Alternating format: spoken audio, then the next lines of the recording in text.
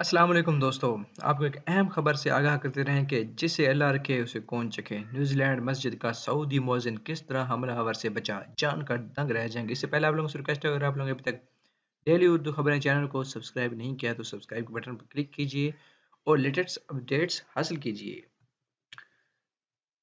دوستو میں آپ کو بتاتا چلوں کہ جازان نیوزی لینڈ کی مسجد کا مؤذن محمد عبد الکریم حملے کے وقت وضو خانے میں ہونے کے باعث دہشت گرد کی زد سے بچ گیا۔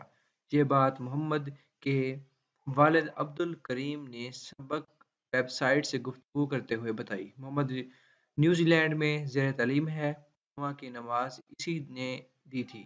عبد الکریم کا کہنا ہے کہ ان کا بیٹا حملے کے دوران وضو خانے سے نکلنے ہی جا رہا تھا کہ ایک نمازی نے اسے دھکا دے کر روک لیا اور وضو خانے کا دروازہ بھی بند کر لیا۔